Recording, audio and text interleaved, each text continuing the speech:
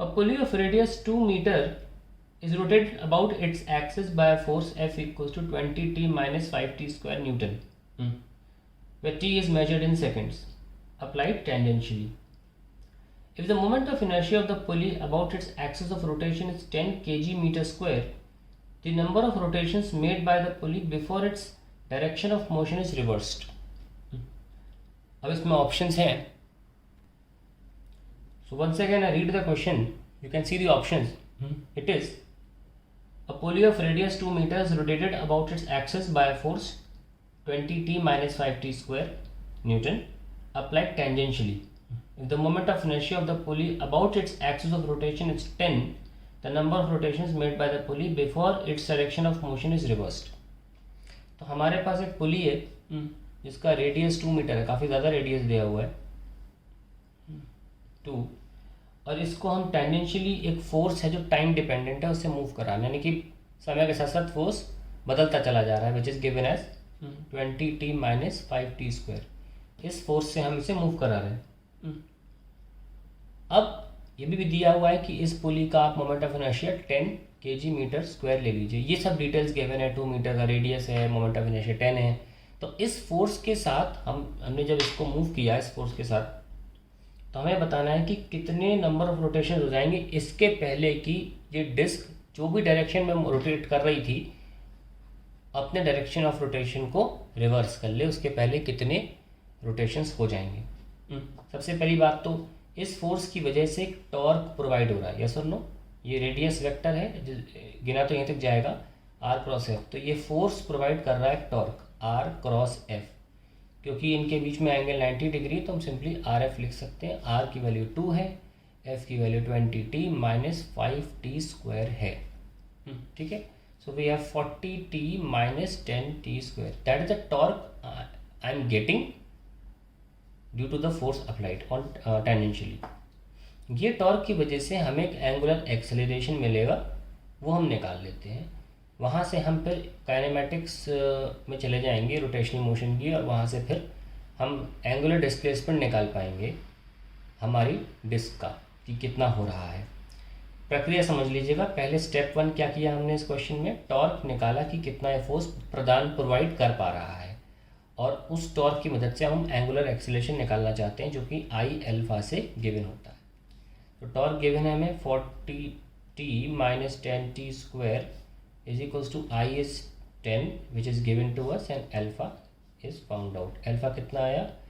4t minus t square, that is the alpha. Now you can also write alpha as d omega by dt for t minus t square. Her step की वजह है, बताऊँगा क्यों. क्योंकि यहाँ पे बहुत इंपॉर्टेंट बात दे रखी है, number of rotations made by the pulley before direction of motion is reversed. ठीक है. सो ये बहुत ज़रूरी है जानना कि एंगुलर स्पीड का क्या एक्सप्रेशन है समय के साथ. क्योंकि जब रिवर्स होगी, ध्यान रखना, मोशन में जब भी बॉडी अपने डायरेक्शन को रिवर्स करती है, चाहे लीनियर मोशन है चाहे एंगुलर, अपनी वेलोसिटी को ज़ीरो करके ही रिवर्स करती है. तो हम वेलोसिटी की एक्सप्रेशन निकालेंगे, उसको ज़ीरो पुट कर देंगे, तो हमको इससे पता चल जाएगा कितने समय के बाद बॉडी तैयार है डायरेक्शन को रिवर्स करने में. तो ध्यान रखना that when ever a body reverses its direction of motion, चाहे v हो चाहे ओमेगा हो, दोनों को ज़ीरो होना पड़ेगा. अगर लीनियर मोशन है तो v, और रोटेशनल है तो omega. So d omega is equals to 4t minus t square into d t. तो एक्सप्रेशन निकल आया ओमेगा का, दैट इज 2t स्क्वायर, क्योंकि 40 स्क्वायर बाय 2 आ जाएगा तो 2 बचेगा, minus t cube by 3. So this is the expression now we have for omega. और जैसे ही हम इसको ज़ीरो कर देंगे पुट, हमें पता चल जाएगा कि समय के बाद इसकी वेलोसिटी ज़ीरो हो रही है और ये तैयार है डायरेक्शन को रिवर्स करने में according to what I written here. So आप टी स्क्वायर को हटा दीजिए, simply 2 equals to T by 3 बचेगा, एंड टी आ जाएगा 6 सेकेंड्स. तो 6 सेकेंड के बाद डायरेक्शन चेंज होगा. अब सिंपली काइनेमेटिक्स इक्वेशन लगा के हम आराम से अपना थीटा निकाल सकते हैं. Let's start. So now we have omega is equals to, कितना आया था ओमेगा हमारा एक्सप्रेशन में, it was 2t square minus t cube by 3. ये हमारा एक्सप्रेशन आया था। अब हमें सिर्फ एंगुलर डिस्प्लेसमेंट निकालना है 6 सेकंड के बाद, क्योंकि 6 सेकंड हमने निकाल लिया है। t = 6 seconds, at t = 6 seconds the disc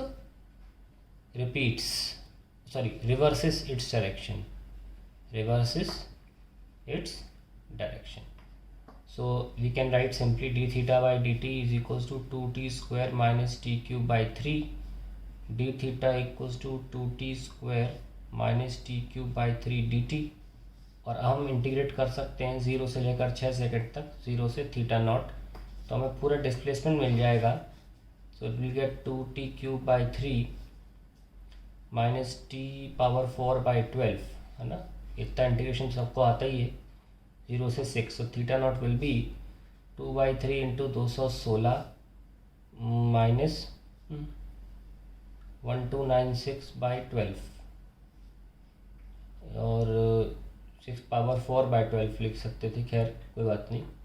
अब ऐसा करिए इजी कैलकुलेशन के लिए t³/3 बाहर ले लो, t³/3 बाहर ले लिया तो क्या बचेगा, 2 बचेगा बस, माइनस t/4 बचेगा। अब ठीक है, 216/3 into 2 minus this is t is 6/4 1.5, तो थीटा नॉट आ जाएगा 72 टाइम जा रहा है into 0.5 that is 36 radian. Okay, so radian को हमें अगर नंबर ऑफ टर्न में बदलना होगा तो ध्यान रखें कि 2π रेडियन जो होता है वो 1 चक्कर के बराबर होता है, 1 रोटेशन के बराबर होता है। तो 36 रेडियन कितने रोटेशन के बराबर होगा, 1/2π इंटू 36 रेडियन, यानी कि 18/π। 18 इंटू 1/π ऑलमोस्ट 0.π के बराबर होता है, 0.314 लिख सकते हैं। तो 18 से 54 थोड़ा बना लीजिए तो 5.5 आ जाएगा। सो हमारा ऑप्शन था इसमें कोई एक, more than 3 but less than 6, so D is the correct answer.